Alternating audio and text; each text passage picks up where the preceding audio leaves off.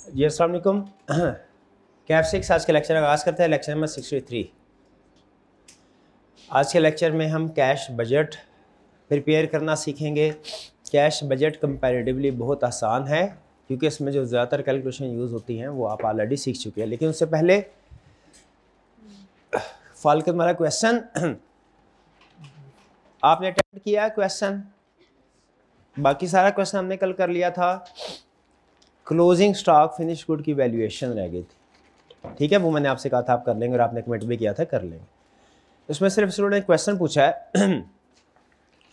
कि जब हम क्लोजिंग स्टॉक की वैल्यूएशन करते हैं उसके याद रखें दो तरीके। पहला तरीका तो ये है कि जिस तरह ओपनिंग कॉस्ट का स्ट्रक्चर उसने दिया था कि एक यूनिट की कॉस्ट में मटेरियल इतना शामिल है, लेबर इतने, वेरिएबल ओवरहेड इतने, फिक्स्ड ओवरहेड इतने, उसी तरह हम क्लोजिंग कॉस्ट का स्ट्रक्चर भी कैलकुलेट कर लें। क्वेश्चन में जो उसने इंफॉर्मेशन दी है कि ओपनिंग मटेरियल जो जितना था उसको हमने इस साल की इन्फ्लेशन से मल्टीप्लाई कर दिया और इस साल जो मटेरियल वेस्टेज वगैरह का डिफरेंस है उससे इस साल का रेट आ गया मटेरियल का। लेबर में ओपनिंग उठाया, एफिशिएंसी, इन्फ्लेशन का इम्पैक्ट लिया, क्लोजिंग आ गया। वेरिएबल ओवरहेड ओपनिंग उठाया, इन्फ्लेशन का इम्पैक्ट लिया, क्लोजिंग आ गया। फिक्स्ड ओवरहेड में उसी तरीके से कैलकुलेशन की, कितना है डिवाइड कर दिया, इसके बाद टोटल आ गया, इसको डिवाइड कर दिया हमने कैपेसिटी के साथ, जो यूनिट प्रोड्यूस रेट आ गया। एक तरीका ये तरीका भी ठीक है लेकिन ये टाइम कंज्यूमिंग है। इसकी वजह यह है कि इसमें सारी कैलकुलेशन आपको दो दफ़ा करनी पड़ गई। एक दफ़ा तो आपने ऊपर कॉस्ट ऑफ सेल्स कैलकुलेट करते हुए मटेरियल लेबर ओवरहेड को मल्टीप्लाई किया, एग्री टोटल अमाउंट, एक दफ़ा इंडिविजुअल कॉस्ट कैलकुलेट करते हुए। तो इसका एक आसान हल भी है, आसान है लेकिन उसमें थोड़ी सी एडजस्टमेंट करनी पड़ती है। तो भाई ने इनके जहन में वही आसान हल आया कि सर वो जो मैन्युफैक्चरिंग कॉस्ट है ना टोटल, उसको डिवाइड कर दें यूनिट्स मैन्युफैक्चर्ड के साथ तो वो भी कॉस्ट आ जाएगी पर यूनिट कॉस्ट, उसी को यूज़ कर लेते हैं। ये आसान है क्योंकि इसमें जो फिगर्स यूज़ करेंगे वो ऑलरेडी कैलकुलेटेड है। लेकिन ट्विस्ट कहानी में तब आया जब इन्होंने मैन्युफैक्चरिंग कॉस्ट जो है ये अमाउंट, इसको डिवाइड किया टोटल यूनिट्स प्रोड्यूस के साथ। तो उन्होंने कहा सर इससे कॉस्ट कुछ और आती है, कैलकुलेट करके देखिए जरा, इससे डिवाइड करें कॉस्ट कुछ और आती है। नीचे यूनिट कॉस्ट ये कुछ हो रहा है, ये 2817.69 है, ये उससे कम आएगी कोई, कितनी आई? तो जरा फर्क किस चीज का है, कोई स्टूडेंट बता सकता है? शाबाश। ये मटेरियल कंज्यूम की जो फिगर है इसमें कुछ ओपनिंग स्टॉक शामिल है जो कि डिफरेंट रेट पे है, पुराने रेट पे है। आपने ये सारे का सारा न्यू रेट के ऊपर लेना है क्योंकि क्लोजिंग स्टॉक इस साल के रेट पे आएगा, ठीक है। तो इसलिए अगर आप उसको एडजस्ट करेंगे तो आपकी ये अमाउंट करेक्ट हो जाएगी, ठीक है। और उसको एडजस्ट कैसे करेंगे आप? सिंपल, आपने ये जो कंजम्पशन कैलकुलेट किया है डिफरेंट करके किया ना, आपने ये सारे का सारा जो मटेरियल कंज्यूम्ड है लेटेस्ट रेट के ऊपर ही लीजिए वैल्यूएशन के लिए, फिर उसको जब आप नंबर ऑफ यूनिट्स प्रोड्यूस से डिवाइड करेंगे सही आंसर आएगा। यानी 1195575 ये इस साल के मटेरियल कंज्यूम्ड है। क्वेश्चन के अंदर हमने इसको अलग अलग किया क्योंकि एक्चुअल कंजम्पशन तो डिफरेंट होगी। जब आप इस सारे को मल्टीप्लाई करेंगे 20 के साथ और मल्टीप्लाई करेंगे 1.08 के साथ, यानी सब पे ही इन्फ्लेशन रेट 8% लगा दिया, तो ये मटेरियल कंज्यूम्ड आ जाएगा करंट वाला। उसकी बेस पे कैलकुलेशन करेंगे तो वो टैली होगा। जैसे कीजिए calculation, 1195575 multiply by 20 multiplied by 1.08 जी 258, हाँ ठीक है। अब उसमें अभी आ गया बेटा, अब इसमें ये ऐड करें, ये अब तीनों ऐड करके डिवाइड करें, एग्जैक्ट आंसर आएगा। तो जो डिफरेंस किस चीज का था? ओपनिंग, क्योंकि हमारा FIFO बेसिस है ना, तो ओपनिंग स्टॉक तो सारे का सारा उड़ गया, निकल गया, वो कंज्यूम हो गया। तो इस साल का जितना भी क्लोजिंग स्टॉक है वो सिर्फ और सिर्फ लेटेस्ट डेट पे आना चाहिए। समझ रहे हैं? ये इस चीज़ का फ़र्क है बस। डन जी? कोई और प्रॉब्लम? चलिए आगे चलते हैं। अच्छा, अमूमी एक और चीज़ आपको बता दूं, अमूमी क्वेश्चन के अंदर चाहे मैन्युफैक्चरिंग कॉस्ट से डिवाइड करें या कॉस्ट ऑफ गुड मैन्युफैक्चर से डिवाइड करें, एक ही बात है, क्योंकि वर्किंग प्रोसेस जीरो होता है नॉर्मली। लेकिन जिस क्वेश्चन में अगर वर्किंग प्रोसेस है आप उसे मैन्युफैक्चरिंग कॉस्ट के साथ डिवाइड करें। ठीक है जी? अब चलते हैं हम अपने कैश बजट की तरफ। स्टार्ट करें जी। Cash budget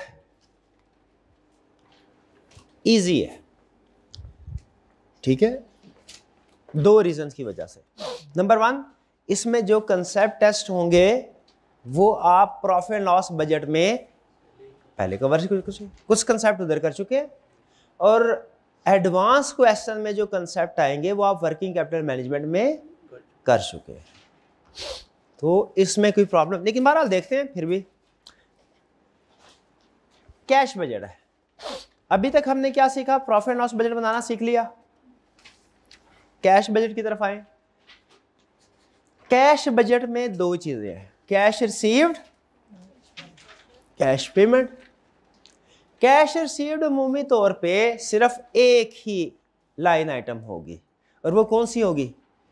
cash received from debtors, sorry, cash received from customers. कोई बता सकता है कैश रिसीव्ड फ्रॉम डेटर और कैश रिसीव्ड फ्रॉम कस्टमर में क्या फर्क है?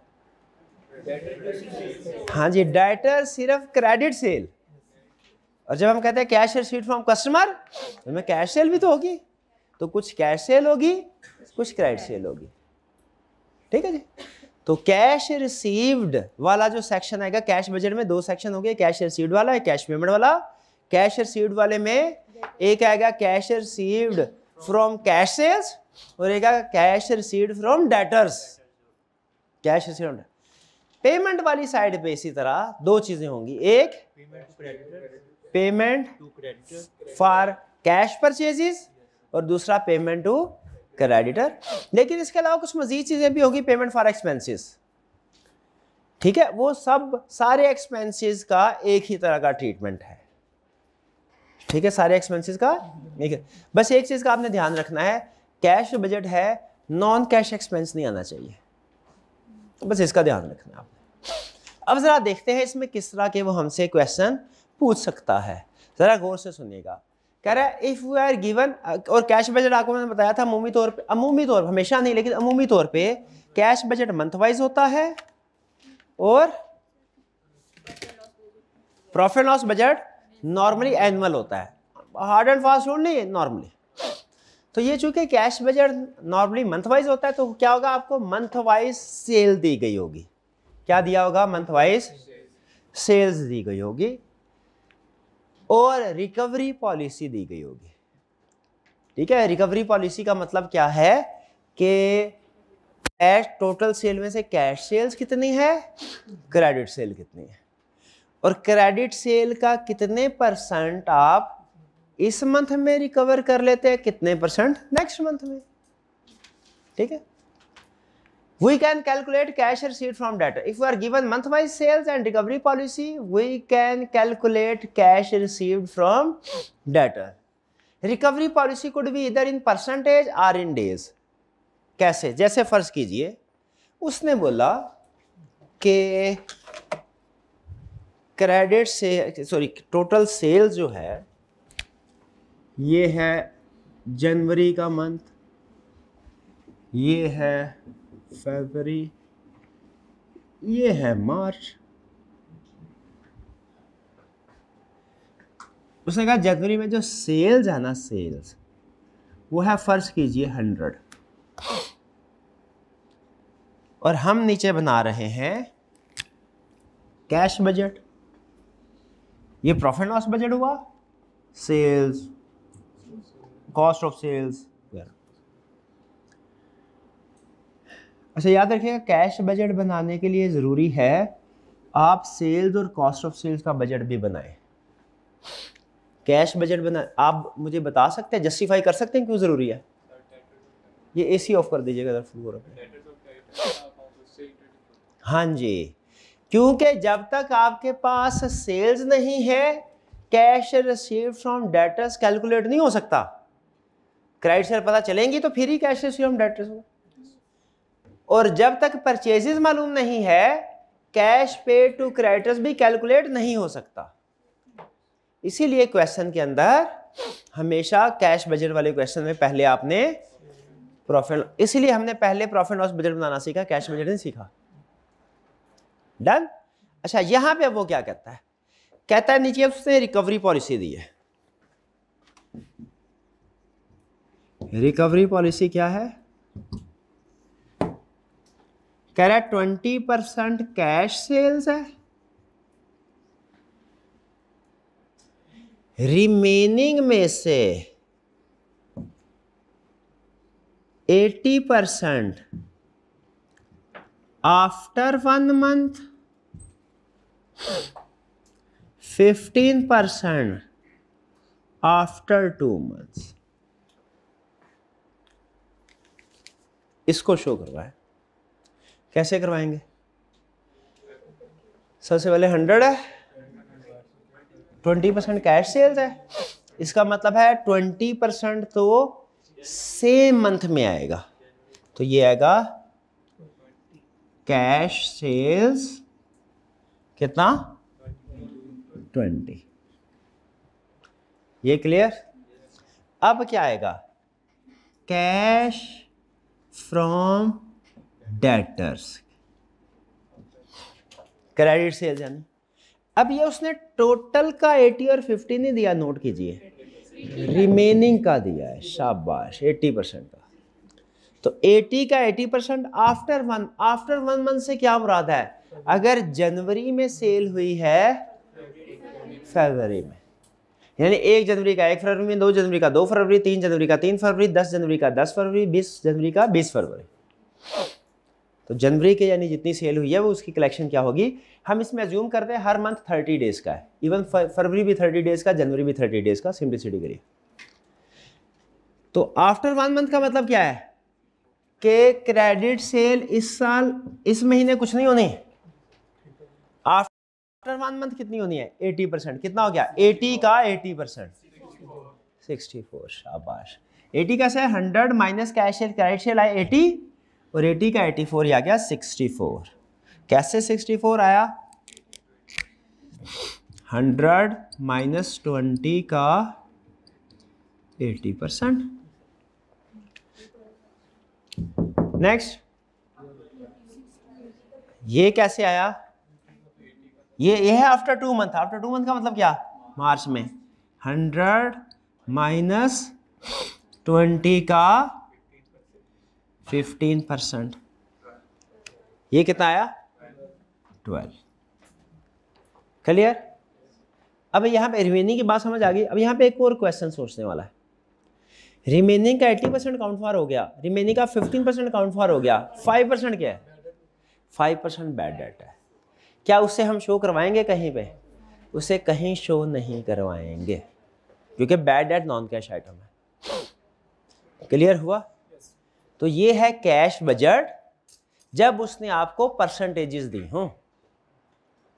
क्लियर? ट्विस्ट लेके आए इसमें, यहां तक समझ आ गया तो फिर बताएं। दूसरा तरीका ये है, देखिए एग्जाम्पल 1 में वो यही बता रहा है कि रिकवरी पॉलिसी एंड परसेंटेज दी हो तो कैसे डील करेंगे।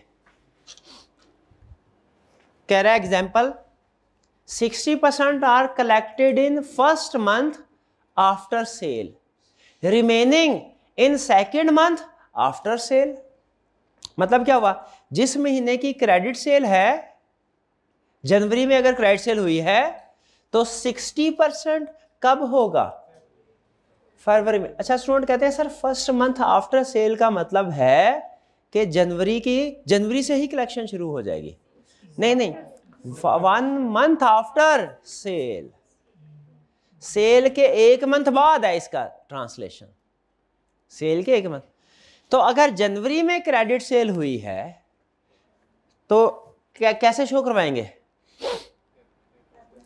60% उसका फरवरी में और remaining in second month after cell, और 40% मार्च में। ये बात समझ आई?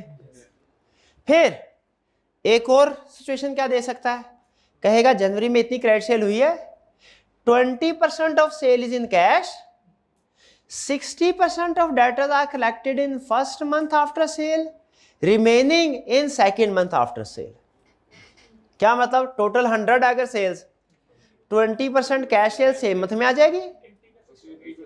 अब कह रहा है 6, अच्छा यहां पे आपने नोट करना है 60% ऑफ डेटर्स बोला इसने कि 60% ऑफ सेल्स बोला। हाँ, 60% ऑफ सेल्स और 60% ऑफ क्रेडिट सेल में फर्क है, ठीक है। तो यहां पे डेटर्स बोला, डेटर का मतलब है टोटल सेल का 60% नहीं, 80% रिमेनिंग का। इस चीज का ध्यान रखना, ये एक लफ्ज की वजह से कैलकुलेशन में फर्क पड़ता है। 60% होता है, यानी 80 का 60% कब होगा, 1 month after cell. 1 month after cell का मतलब क्या है, जनवरी में सेल हुई है तो फरवरी में, और remaining second month after sale. Clear? March में जितना भी रिमेनिंग रह गया, इसमें भी कोई बैड डेट नहीं है। Third, 5% discount is given if debtors pay in first month after sale. In first month after sale, 5%. 60% debtors are collected in first month after sale, remaining in second month after sale. अगर 100 की credit से total sale हुई, सारी की सारी cell credit है, 100 का, पहले इसको इग्नोर कीजिए, पहले वाला 100 का 60% कब होगा, जनवरी में 100 की क्रेडिट सेल हुई है, फरवरी में 60, और 40% मार्च में। लेकिन यहां पे एक एडिशनल पॉइंट है, वो क्या, 5% discount is given if debtors पे इन फर्स्ट मंथ। इसका मतलब है जो फर्स्ट मंथ आफ्टर सेल है, यानी 60%, वहां पे आपकी कैलकुलेशन होगी 100, यानी total sale multiply by 60% multiplied by 0.95। 0.95 क्यों, डिस्काउंट है। जैसे यहां पे मैंने बैड डेट काउंट फॉर किया है, अगर इसी केस में वो कहता फर्स्ट मंथ में 5% डिस्काउंट भी देते हैं, तो मैं इसको मल्टीप्लाई बाय 0.95 करता। क्लियर? और अगर कहता कि जी कैशियर पे डिस्काउंट देते हैं, तो मैं अकॉर्डिंगली उसके मुताबिक डिस्काउंट कर देता। ये रिकवरी पॉलिसी इन परसेंटेज समझ आ गई? सिंपल कंसेप्ट क्या है भाई, जिस महीने की उसने परसेंटेज दिया उसी लिहाज से कलेक्शन करते जाना। अब ये मैंने आपके सामने सिर्फ एक मंथ की, इसी तरह फरवरी की सेल होगी 125, क्या करेंगे, उस लिहाज से फरवरी से स्टार्ट करना शुरू कर देंगे। कैलकुलेशन रिपीट, मंथ चेंज होगा, कैलकुलेशन रिपीट होगी। समझ आती है जी बात?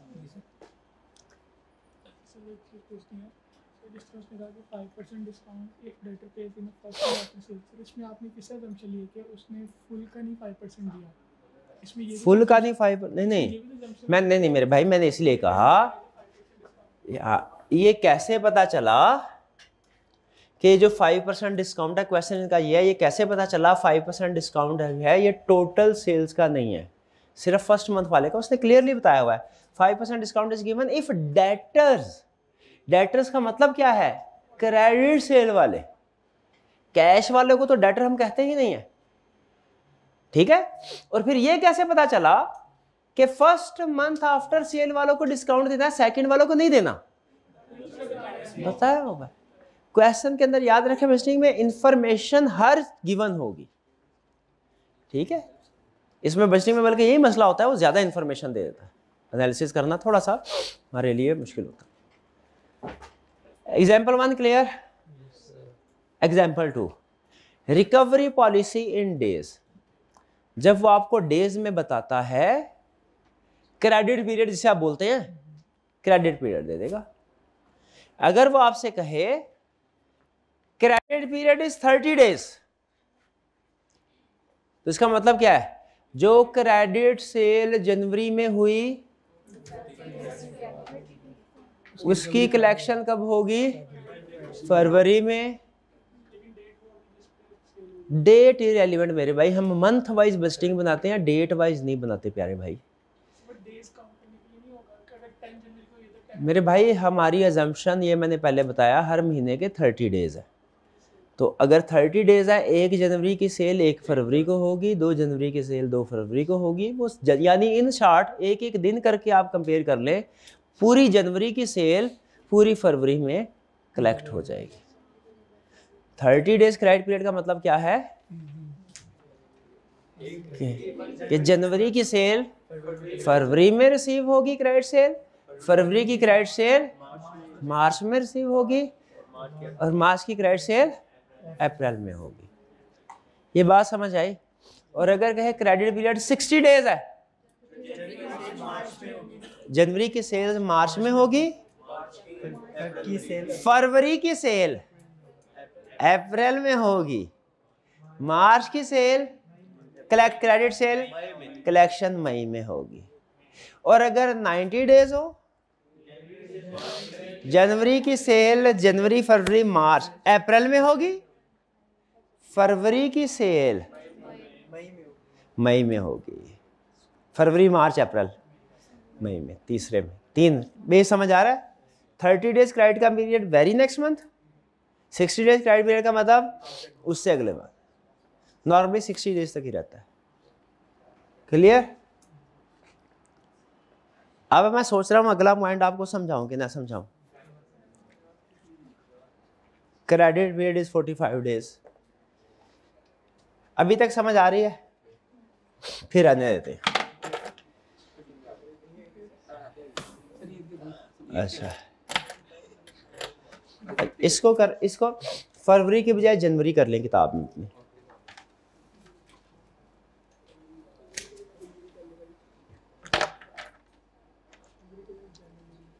चलिए मैं कोशिश करता हूँ, समझ आ गया ठीक है, नहीं समझ आया तो ना सही, आपने चुप रहना।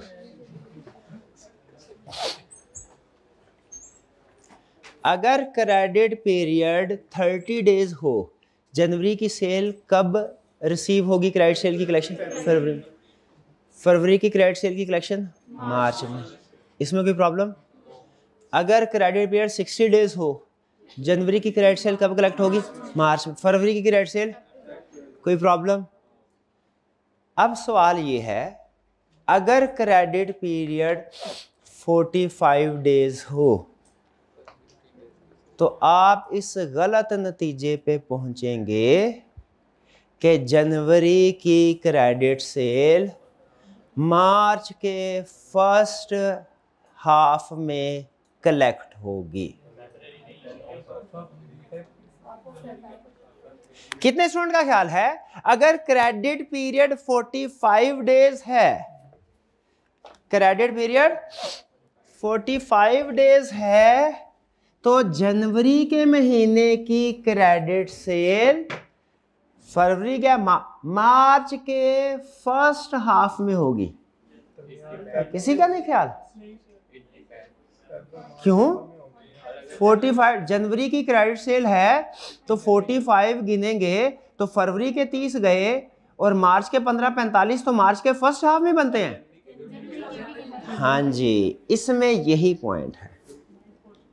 जब कहे ना 15 के मल्टीपल में है क्रेडिट पीरियड, 15 डेज 45 डेज, आपने हर महीने के 2 हिस्से करने हैं। ये जनवरी का फर्स्ट हाफ, ये जनवरी, ये फरवरी, ये मार्च।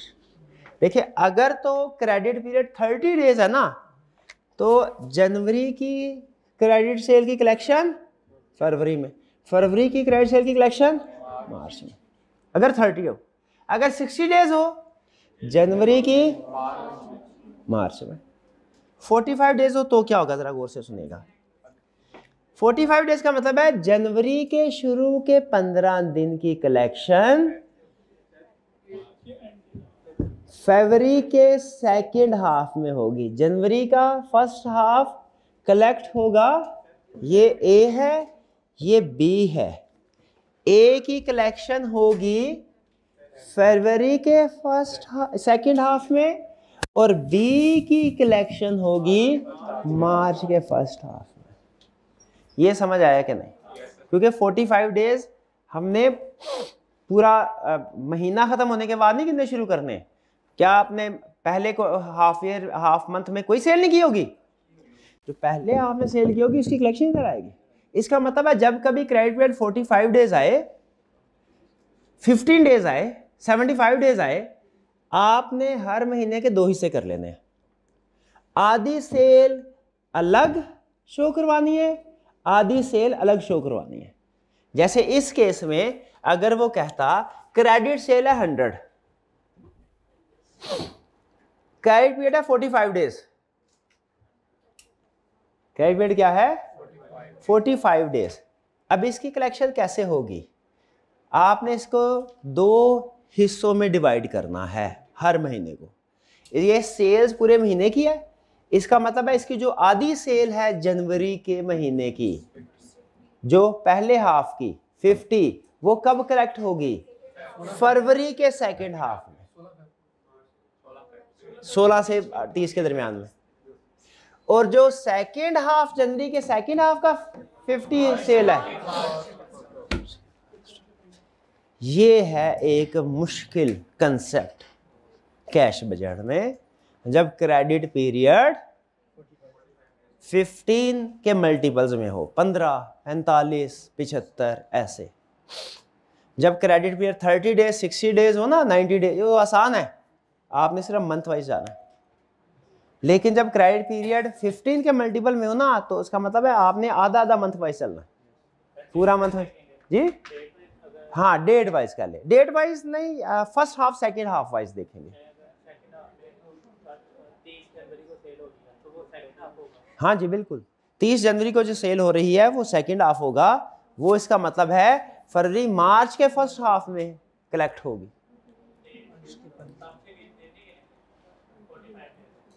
हाँ जी, तब से ही जो 30 दिसंबर, आप असल में ना एक एक दिन की कैलकुलेशन कर रहे हैं, एक एक दिन की कैलकुलेशन नहीं करनी, क्वार्टर हाफ की करनी है। अगर 30 जनवरी की भी कलेक्शन हो ना, तो 30 जनवरी के 45 दिन कब खत्म हो गए? 15 मार्च को। तो 30 जनवरी की कलेक्शन कब आएगी? 15 मार्च, यानी मार्च के फर्स्ट हाफ में।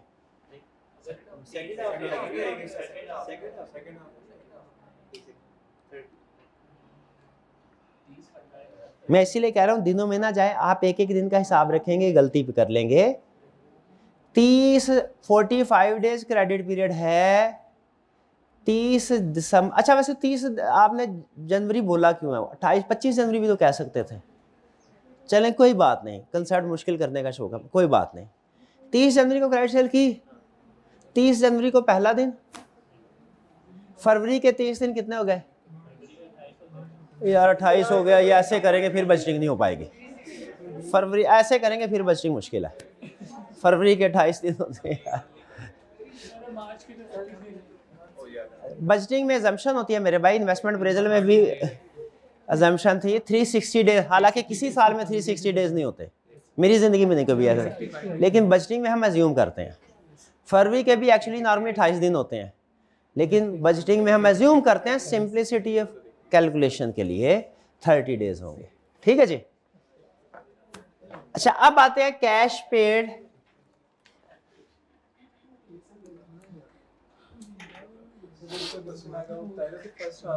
हर चीज बताएगा, हर चीज बताएगा, पहले सीख ले मेरे भाई। मैं जब पढ़ा रहा हूं, मैं पहले भी अर्ज किया मेरे भाई, मुझे एक दफा ना सारे सवाल यकीन कीजिए उस्ताद ने ना लगाए होते हैं पैंचर सारे, उसे मौका दिया करे कि वो अपने दिल की सारी बात आपके साथ शेयर कर सके। हाँ जी, मुझे बताइए, ये अब मुझे फिर शुरू से करना पड़ेगा। कैश बजट के 2 हिस्से हैं, कौन कौन से? Cash received, cash payment. Cash received में आइटम कौन कौन सी आएगी? कैश फ्रॉम कैश सेल्स और कैश फ्रॉम डेटर्स। डेटर्स का लिया, क्रेडिट सेल कह ले। पेमेंट साइड पे कैश फ्रॉम कैश परचेजेस और कैश फ्रॉम क्रेडिट परचेजेस, या कैश फ्रॉम क्रेडिटर भी इसको कह सकते हैं। लेकिन पेमेंट साइड पे मजीद कुछ एक्सपेंसेस भी आएंगे, सेलिंग एक्सपेंसेस, एडमिन एक्सपेंसेस, वो जैसे जैसे आएंगे हम उसको रिकॉर्ड करते रहेंगे। ठीक है। अब जो सबसे बड़ी कैलकुलेशन होती है कैश बजट में, सबसे बड़ी कैलकुलेशन होती है कैश बजट में, वो होती है cash received from debtors calculate करना। उसके लिए मैंने आपको पहली चीज ये बताई है कि पहले आपको सेल्स और कॉस्ट ऑफ सेल्स का बजट बनाना पड़ेगा, फिर उसके बाद कैश बजट बनेगा। पहले सेल्स और कॉस्ट ऑफ सेल्स का बजट क्यों बनाना पड़ेगा?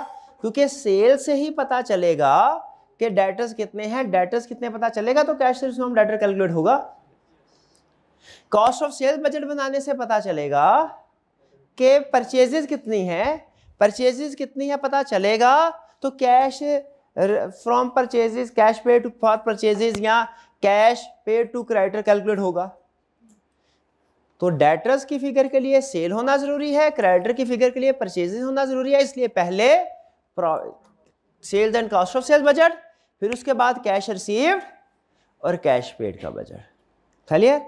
अब जब हमने कैलकुलेट कर लिया सेल्स और cost of sales, cash received from debtors calculate कर रहे हैं, इसमें हमें दो तरह की इंफॉर्मेशन दे सकता है।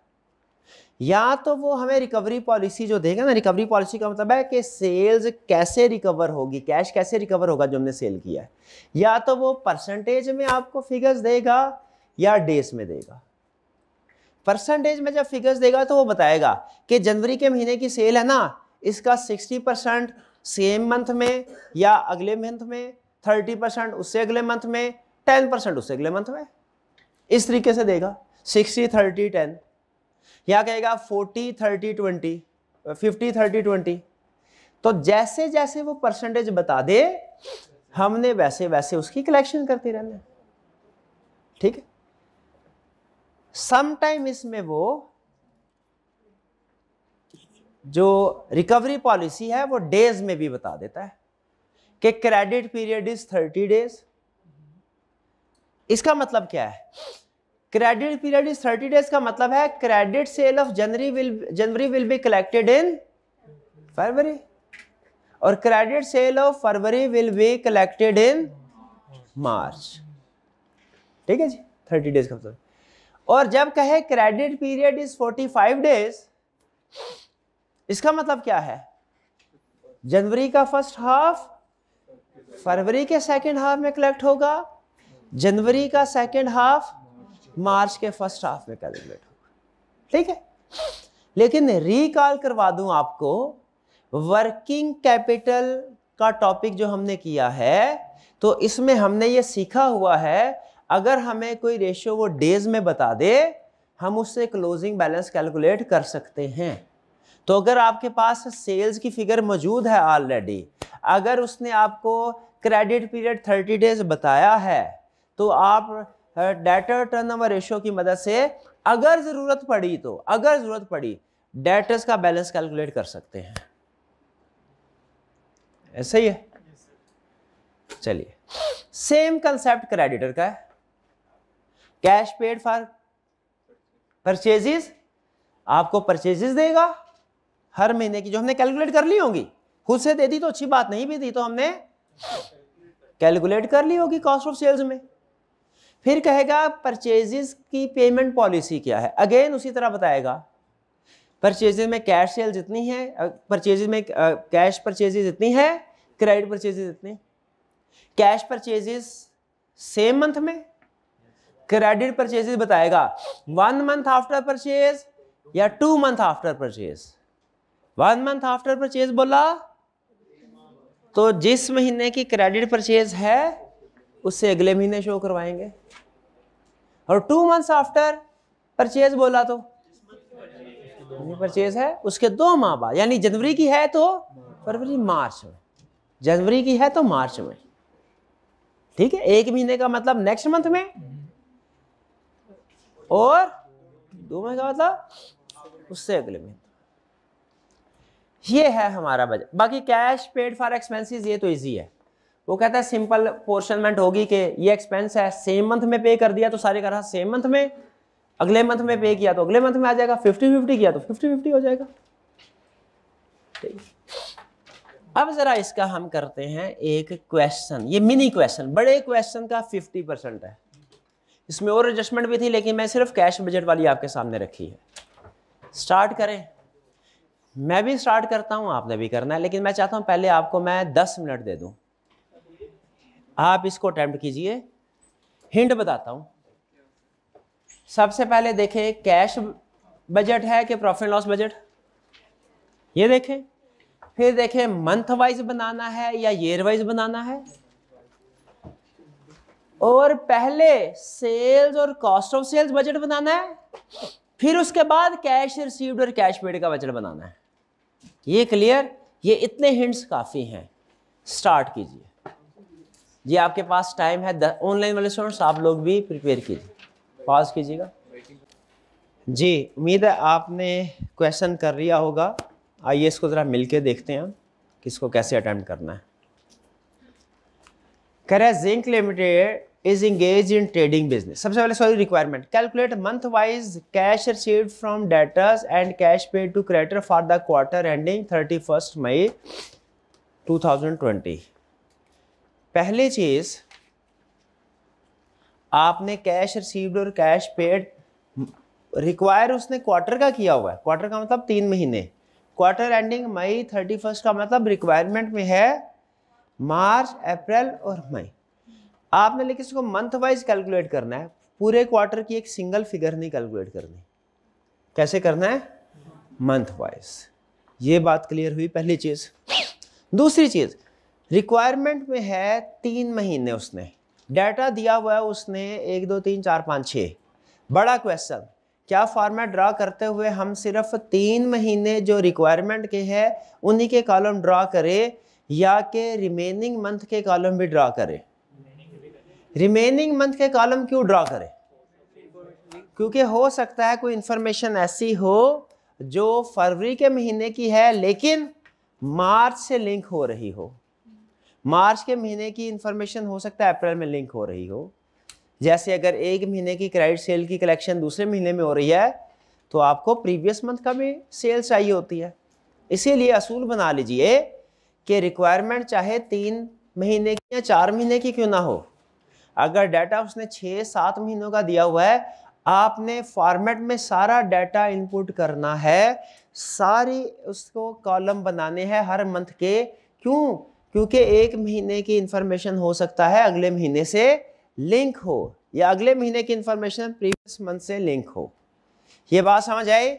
इसीलिए आप नोट कीजिए कि उसने पूछा है क्वार्टर का 3 महीनों का, लेकिन मैंने कॉलम कितने ड्रा किए? 1 2 3 4 5 6 के 6 महीनों के। कौन कौन सा है जी ये? जनवरी, फरवरी, मार्च, अप्रैल, मई और जून। ऐसा ही है, जून का भी है। डन। और नीचे कैश बजट भी। अच्छा, ये मैंने 2 बजट क्यों बनाए? प्रॉफिट एंड लॉस बजट मैंने क्यों बनाया? रिक्वायर नहीं है, क्यों बनाया?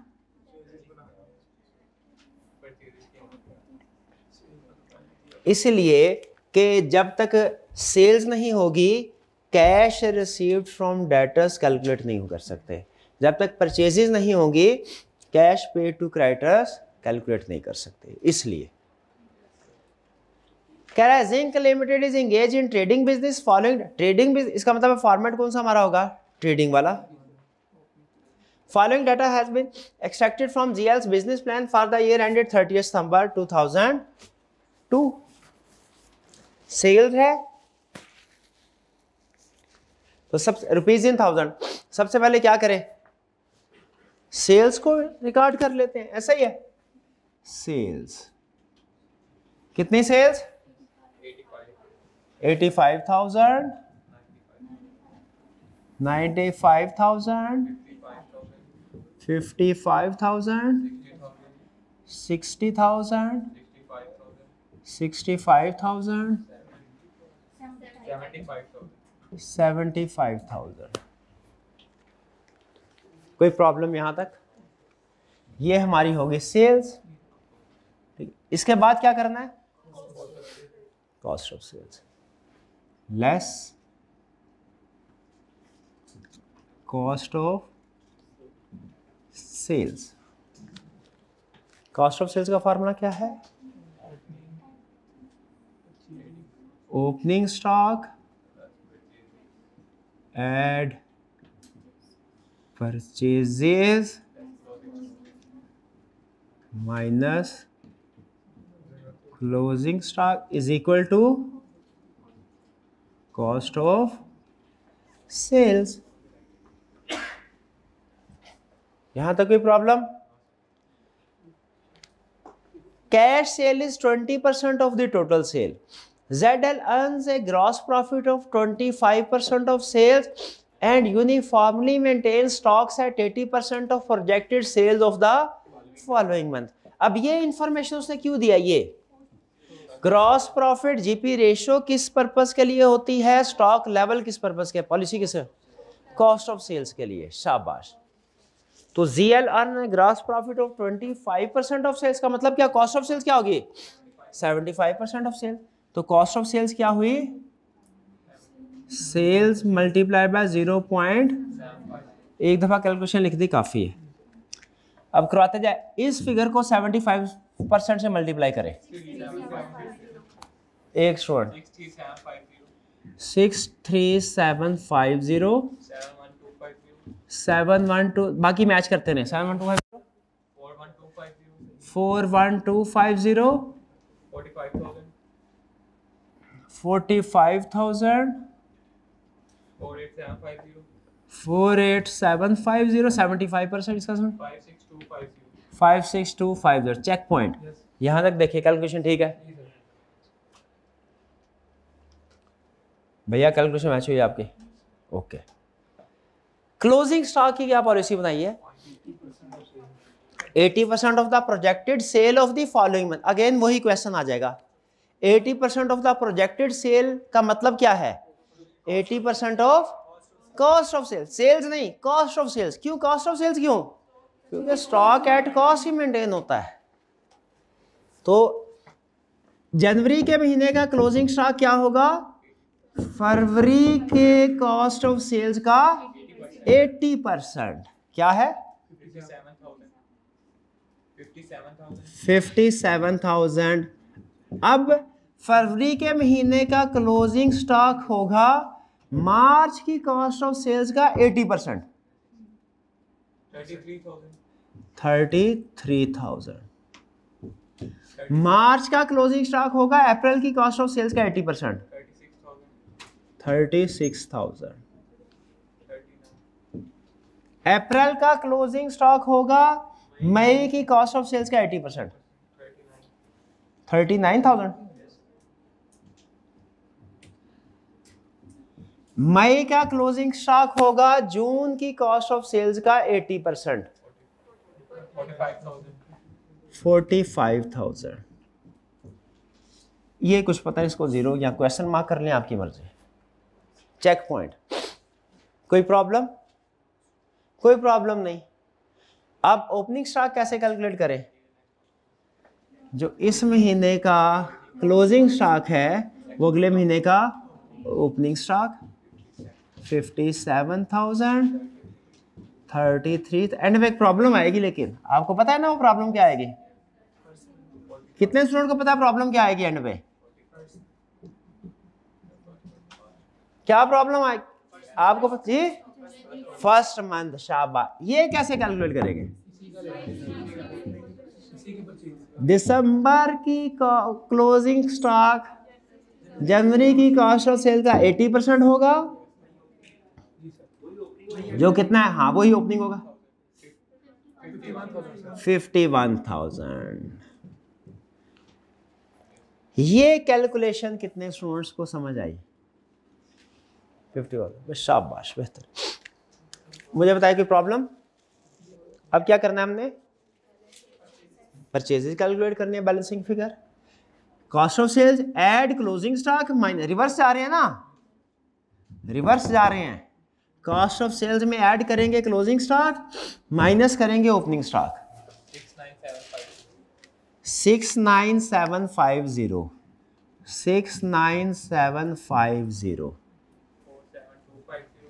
47250 44250 48,000 54750। यहाँ पे ये अननोन है, ये भी अननोन होगा। क्लियर हुआ परचेजेस कैसे कैलकुलेट हुई? बैलेंसिंग फिगर, ब्रॉड फॉरवर्ड नहीं, बैलेंसिंग फिगर। कोई प्रॉब्लम? हमने सेल्स भी कैलकुलेट कर ली, हमने परचेजेस भी कैलकुलेट कर ली। यहाँ चेक पॉइंट यहाँ तक साथ है तो बताएं, कोई प्रॉब्लम है तो पूछ लें जी। क्या कैलकुलेट किया? आंसर ठीक आ रहा है तो क्या फर्क आ रहा है? हमारा ओपनिंग हो रहा है, हो रहा है।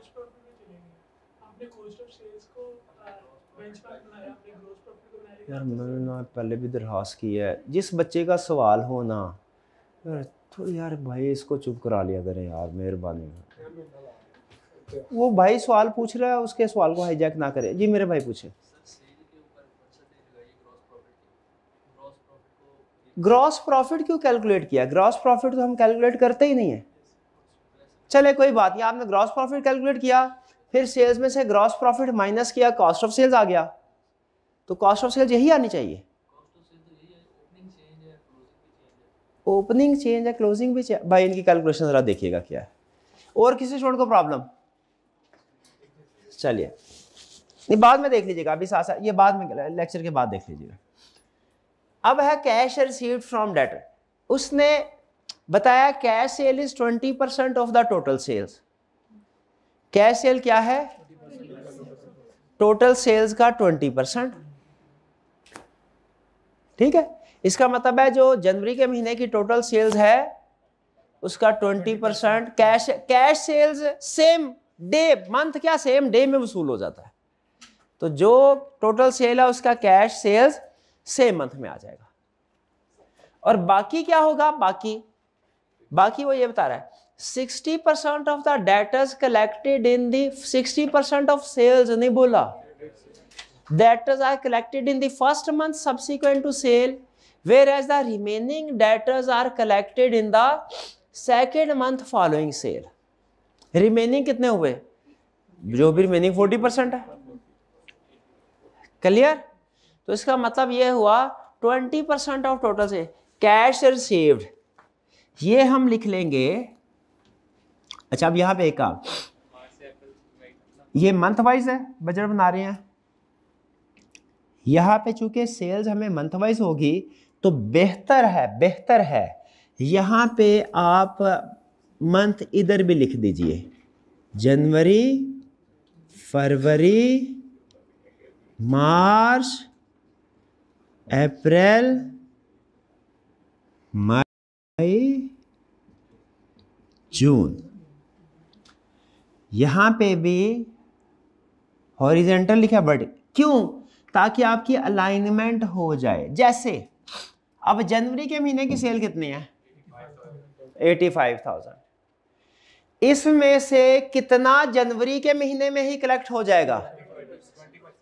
20%। तो 85 इंटू 20% 17,000, ये आ गया 17,000 इधर। अब जनवरी के महीने की सेल का कितने परसेंट फरवरी में आएगा? ये 85 था, 20% इधर आ गया, बाकी 80% रह गया। 80% कितना था? 68। ये क्रेडिट सेल है। अब इस 80% का 60% महीने बाद कैलकुलेट, समझ रहे हैं? टोटल सेल में से कैश सेल अलग कर दी, बाकी क्रेडिट सेल है, उसका 60% एक महीने बाद कैलकुलेट हुआ, 40% 2 महीने बाद। कितना हुआ? 40800 और एक महीने बाद, और फिर रिमेनिंग 27200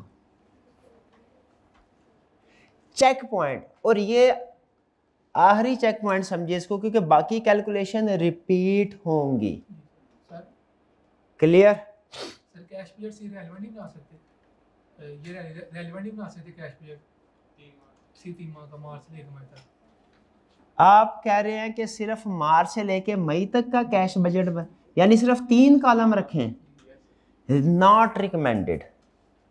बना सकते हैं, करेक्ट भी होगा, नॉट रिकमेंडेड, क्योंकि उसमें फिर आपको प्रीवियस मंथ्स की फिगर काउंट फॉर करने में प्रॉब्लम होगी। आपको याद होगा पहले जब फाइनेंस हमारा शुरू पहला टॉपिक था उसमें बताया था हम कोशिश करेंगे फॉर्मेट एक ही हो। इसमें एक नुकसान होता है, एक फायदा फॉर्मेट से। नुकसान क्या होता है? फॉर्मेट बड़ा होता है, कुछ चीजें रेलिवेंट होती है, कुछ इररेलेवेंट, ये नुकसान होता है। फायदा क्या होता है कि आपको क्वेश्चन पढ़ के ना ये सोचने की जरूरत नहीं है कि मैं शुरू कहां से करूं, एंड कहां से करूं, वरना हर क्वेश्चन में आप ये सोच रहे होते हैं इसका फॉर्मेट क्या होगा, शुरू कहां से करना है, एंड कहां से करना है। वो एक ही स्टैंडर्डाइज अप्रोच बनी होती है, आप पहला क्वेश्चन हो या आखिरी क्वेश्चन हो उसी फॉर्मेट के मुताबिक करते जाते हैं। जो चीज है कंप्रीहेंसिव फॉर्मेट होता है, कंप्रीहेंसिव को दूसरे लफ्जों में लेंथी फॉर्मेट भी कह सकते हैं, मुझे कोई प्रॉब्लम नहीं, लेकिन आपको पता है कि मैंने स्टार्ट कहां से करना है, एंड कहां करना है। जो जो दरमियान में चीज नहीं चाहिए वो जीरो करते जाए। भाई ये बात समझ आए कि अब ये मैंने असल में जनवरी की सेल की एलोकेशन की है, ये मैं चाह रहा था कि जनवरी के ये सीधी हो जाए, सिमेट्री हो जाए, इसलिए मैंने यहां भी मंथ लिख दिए। मंथ लिखना जरूरी नहीं था। अब इसी तरह फरवरी के महीने की सेल, वो कैसे होगी? फरवरी की सेल है 20% फरवरी में ही कलेक्ट होगा, वो कितना? 90,000 पूरा। और रिमेनिंग 80% का 60% वो कब है? 45600। और 20% के बाद जो क्रेडिट सेल आ जाएगी उसका 40%, 30400। भाईजान आई कैलकुलेशन समझ? पक्का? प्यारे भाई आपकी भी कैलकुलेशन आ गई? किसी और को कोई प्रॉब्लम? अच्छा एक चीज़ मेरे जहन में आ रही है, हालांकि मेरा दिल अभी नहीं कर रहा कि ये टू अर्ली ना हो जाए, आपके लिए मुश्किल ना हो जाए, लेकिन रिस्क ले लूं। अगर बात समझ आ गई तो काम आसान हो जाएगा।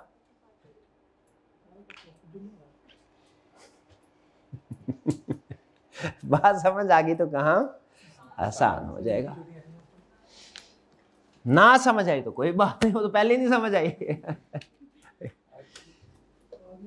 ये है टोटल सेल्स, ये है कैश सेल्स 20% कैश, ये है credit 80%। Cash sales 20% same month में आ रही है, 80% के आगे दो हिस्से किए हैं।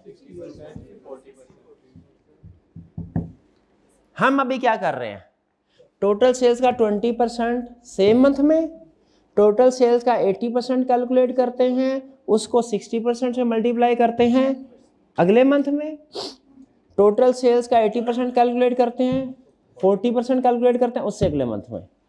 दो कांस्टेंट होना इक्वेशन में, आप मैथ के एक्सपर्ट है, उनको सिंप्लीफाई किया जा सकता है। दो स्टेप कैलकुलेशन की बजाय, ये दो स्टेप की कैलकुलेशन है क्रेडिट सेल की, पहले टोटल सेल से क्रेडिट सेल पे जाते हैं, फिर क्रेडिट के 60, इसको सिंप्लीफाई वन स्टेप में किया जा सकता है। कैसे?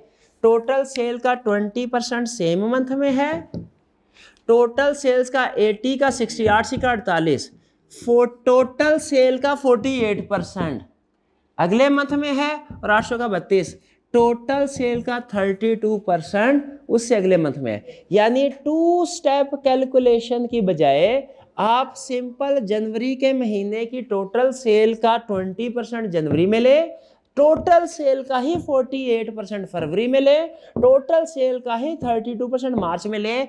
इन परसेंटेजेस के मुताबिक कैलकुलेशन करके देखिए सेम आती है कि नहीं। तो इससे क्या हमें फायदा हुआ? टू स्टेप बच गया। टू स्टेप कैलकुलेशन के बजाय हम वन स्टेप कैलकुलेशन के ऊपर आ गए। सही बात है। कितने स्टूडेंट को ये वाली कैलकुलेशन इजी लग रही है, कितने स्टूडेंट को ये वाली कैलकुलेशन? दोनों आपके सामने है, जो मर्जी ऑप्ट कर ले, सॉल्यूशन सेम आता है। डन जी। अब क्या करें, मार्च के महीने की कलेक्शन 11,000 मार्च में, 26400 अप्रैल में, और इसका 32% 17600। अब अप्रैल में आ जाए, अप्रैल का 20%, अप्रैल में अप्रैल का 48%,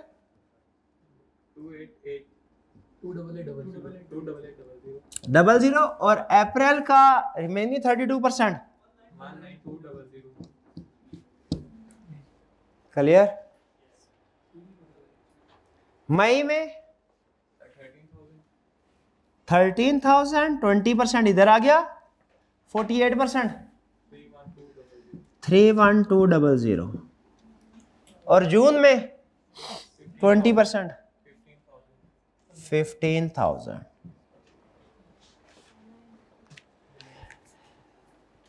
चेक कर ले। क्लियर? पक्का? अच्छा, ये मंथ आपको अब समझ आ गई किस लिए? ताकि कैलकुलेशन सिमेट्री में रहे। ठीक है, आई कैप का सॉल्यूशन देखिए, उसने कैलकुलेशन एक ही होती है, लेकिन वो वर्किंग लहदा से शो करवाई होती है, मुझे तो समझ नहीं आती उससे, आपको शायद आ जाए।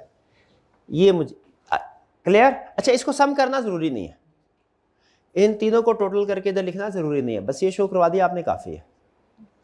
कैश पेड, कैश पेड की क्या पॉलिसी है? Creditors are paid 1 month after purchase. मतलब क्या? जनवरी का क्रेडिटर, इधर वो लिखने की जरूरत नहीं, इधर सिंपल लिख सकते हैं, क्योंकि इधर 2 मंथ है नहीं, 3 मंथ है नहीं। Cash paid, cash for creditors. जनवरी का कुछ नहीं है, जनवरी की अब परचेजेस, फरवरी में 69750, फरवरी की परचेजेस 47250, मार्च की अप्रैल में, अप्रैल की मई में, मई की जून में। ये क्लियर? कुछ समझ आई कैसे बजट बन रहा है? परसेंटेज बना दी उसने कि इतने परसेंट पहले महीने में, इतने परसेंट दूसरे महीने में। अब सोच के बताएं आप, आज के लेक्चर में कोई नई चीज थी? ये नई चीज नहीं, ये पहले पता था, ये नई चीज थी। चले, ये नई चीज हमने सीखी। बाकी टोटल फिगर के परसेंटेजेस अप्लाई करना, ये पहले ही आपको पता है। मतलब वो कहता है पहले जनवरी की सेल 60% फरवरी में होगी, तो क्या हमें 60% कैलकुलेट करना नहीं आता था? जी, कुछ समझ आया कैश बजट? चलिए, अब आपने होम असाइनमेंट करनी है, होम असाइनमेंट कैश बजट की। इसमें और आप पास पेपर में देखेंगे ना, अगर आपको ज्यादा क्वेश्चन कैश बजट के मिलेंगे। क्यों भला? क्या दोनों आ जाते हैं, दोनों आ जाते हैं। सबसे कम क्वेश्चन प्रॉफिट लॉस बजट के, फिर उससे थोड़े से ज्यादा ऐसे जिनमें प्रॉफिट लॉस और कैश बजट दोनों रिक्वायर्ड है, और फिर सबसे ज्यादा सिर्फ कैश बजट वाले, क्योंकि कैश बजट में वो प्रॉफिट लॉस बजट भी चेक कर लेता है। क्लियर? किसी स्टूडेंट को कोई प्रॉब्लम? जी, कंसेप्चुअली खत्म हो गया, लेकिन प्रैक्टिस अभी बाकी है। हाँ जी, प्रैक्टिस अभी बाकी है, और प्रैक्टिस के दौरान भी नए नए कंसेप्ट आएंगे। आपने अभी नोट नहीं किया? क्लोजिंग मैंने बताया था जब 30 डेज, इसने डेज में नहीं बताया। डेज वाला क्वेश्चन तो अभी नहीं ना हुआ, फिर डेज वाला क्वेश्चन भी तो करना है। परसेंटेज वाला पास पेपर में है, क्यों नहीं है? आज परसेंटेज वाला हुआ है, कल डेज वाला करेंगे। याद है ना, रिकवरी पॉलिसी परसेंटेज में भी हो सकती है, डेज में भी हो सकती है। परसेंटेज वाली तो आ गई आपको, डेज वाली कल करेंगे, लेकिन कंसेप्ट सेम है, इसलिए वो भी आपको पता ही होगा कि उसमें सिर्फ वो 45 डेज जब आते हैं ना, ये थोड़ा मसला आता है। कोई क्वेश्चन? चलिए आज का लेक्चर यहाँ ख़त्म करते हैं हम। अल्लाह हाफिज़।